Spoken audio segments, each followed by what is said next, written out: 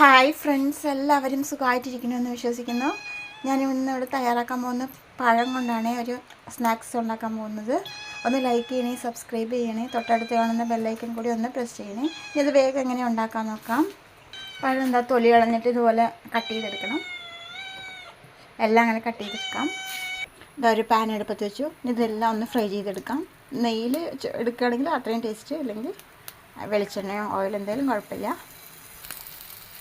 ഇതെല്ലാം ഇങ്ങനെ ഒരു സ്പൂൺ കൊണ്ട് ഇങ്ങനെ ഇട്ട് കൊടുക്കാം.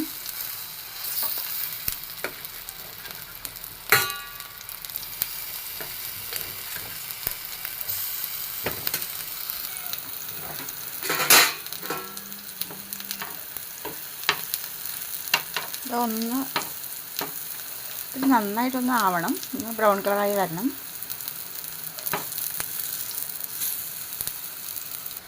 ഇതാ ഇങ്ങനെ മറിച്ചിട്ട് കൊടുക്കാം എല്ലാം.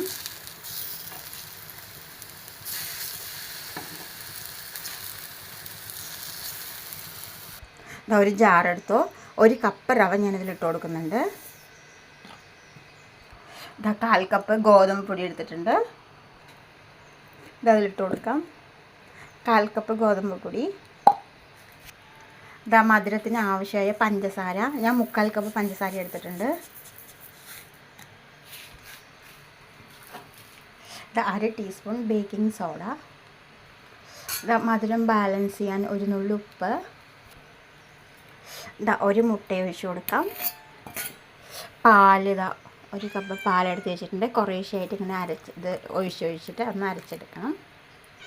ഒരുപാട് അരിയൊന്നും വേണ്ട, ഒന്ന് ഒതുക്കിയെടുക്കാം കേട്ടോ. ഈ ഒരു കൺസിസ്റ്റൻസി മതിയാവും. ലേശം പാലിന് ബാക്കിയൊന്നുള്ളൂ. ഇതിലും മധുരമൊക്കെ കറക്റ്റായിട്ടുണ്ട്. ലേശം ഓയിലോ നെയ്യോ വെളിച്ചെണ്ണ എന്തെങ്കിലും ഒന്ന് സ്പ്രെഡ് ചെയ്ത് കൊടുക്കാം.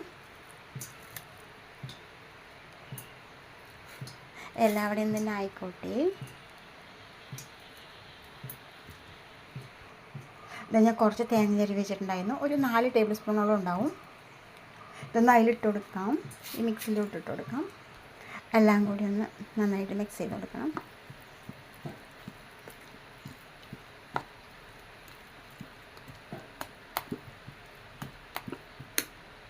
വേണമെങ്കിൽ ഇങ്ങനെ ഒന്ന് ഓൺ ചെയ്തെടുക്കാം കേട്ടോ, ഇങ്ങനെ ഇട്ടിട്ട്.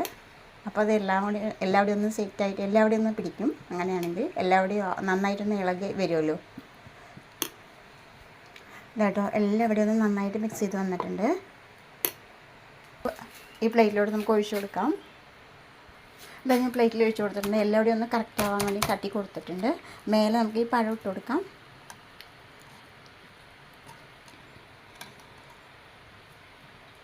ഇതാ കേട്ടോ, പഴം എല്ലാവിടെയും ഒന്ന് നിരത്തി കൊടുത്തിട്ടുണ്ട്.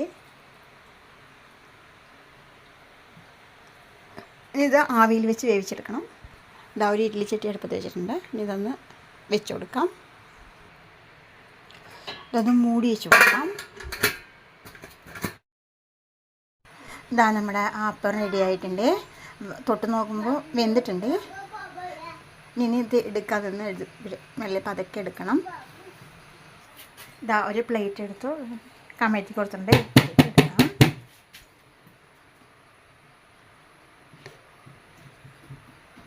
ഇതാട്ടോ പെർഫെക്റ്റായിട്ട് വന്നിട്ടുണ്ട്. ഇതാട്ടോ ഇനി ഇതൊന്ന് കട്ട് ചെയ്തെടുക്കണം. ഇത് നല്ല ടേസ്റ്റ് ആയിട്ടുള്ള പഴം കൊണ്ടുള്ള ഒരു കിണ്ണത്തപ്പം റെഡി ആയിട്ടുണ്ട്.